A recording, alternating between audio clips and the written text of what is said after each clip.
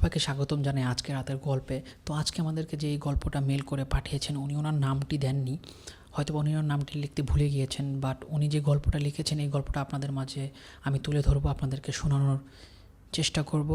তো গল্পটা পুরোপুরি শোনার চেষ্টা করবেন, কারণ হচ্ছে ওনার সাথে যে ঘটনাটা ঘটে গেছে, হয়তো বা আপনার সাথে এরকম কোনো ঘটনা আছে, আপনার জীবনে ঘটে যাওয়া ভৌতিক কোনো ঘটনা। অবশ্যই যদি থেকে থাকে অবশ্যই আমাকে মেল করার চেষ্টা করবেন। মেল অ্যাড্রেসটা আমি স্ক্রিনে দিয়ে দেবো। আর যদি আপনার চ্যানেল নতুন আসে তাহলে অবশ্যই চ্যানেলটাকে সাবস্ক্রাইব করে দিন, আর আপনার কমেন্ট করে আপনার মতামতটাও আমাদেরকে জানিয়ে দিন। তো আমরা আর বেশি কথা না বলে চলেন সরাসরি তার গল্পে চলে যাই।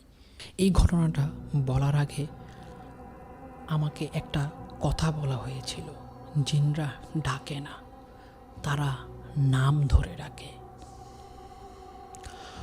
ঘটনাটা ছিল 2021 সালে লকডাউনের সময়। চারদিক নীরব আর মানুষ ঘরে বন্দি, আর আমি গ্রামে আমার মামার পুরনো বাড়িতে। বাড়িটা গ্রামের শেষ প্রান্তে, পেছনে বাঁশঝাড়, সামনে একটা শুকনো পুকুর। লোকেরা বলতো সূর্য ডোবার পরই ওই পুকুরে যাওয়া ঠিক নয়। আমি সব বিশ্বাস করতাম না। এক রাতে প্রায় 12:30 হঠাৎ শুনলাম কেউ আমার নাম ধরে ডাকছে। একদম স্পষ্ট আমার নামটি আমি শুনতে পাচ্ছিলাম। আমি চমকে উঠলাম, ভেবেছিলাম মামা ডাকছে। দরজা খুলে বাইরে তাকালাম, দেখি কেউ নেই।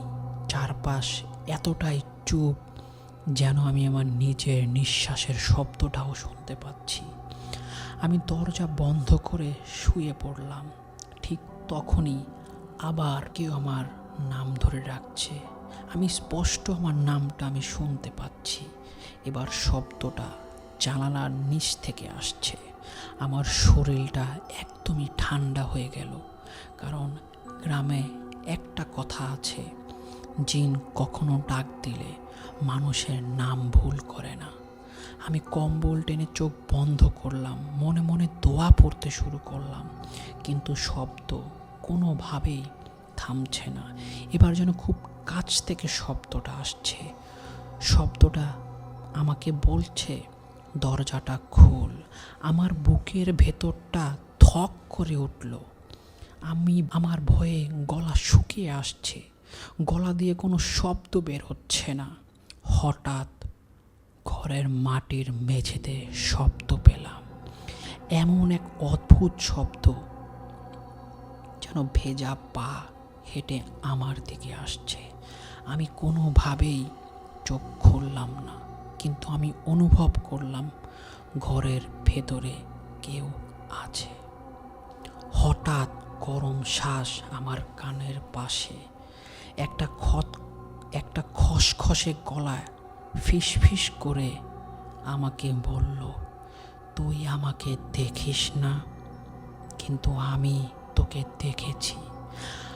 আমি আর ধরে রাখতে পারলাম না, আমি চিৎকার করে উঠলাম। মুহূর্তের মধ্যেই সব শব্দ যেমন বন্ধ হয়ে গেল। পরের দিন সকালে সবাই বলল আমার নাকি সারা রাত জ্বর ছিল, কিন্তু আমার পায়ের পাশেই মেঝেতে ভেজা কাদার ছাপ এখনো আছে। পুকুরের দিক থেকে আসা যেমন আমার দিকেই এসেছে। আমি সেদিন গ্রাম ছেড়ে চলে আসলাম, কিন্তু গল্পটা এখানেই শেষ নয়। আজও যখন গভীর রাতে কেউ আমার নাম ধরে ডাকে, আমি জানি ফোনের ওপাশে কেউ নেই। আপনারও যদি নাম ধরে কেউ গভীর রাতে ডাকে, দয়া করে কেউ সাড়া দিবেন না। তো আজকের গল্পটা হচ্ছে আমাদের ঘটে যাওয়া ছোট্ট একটি বন্ধুর ছোট্ট একটি গল্প।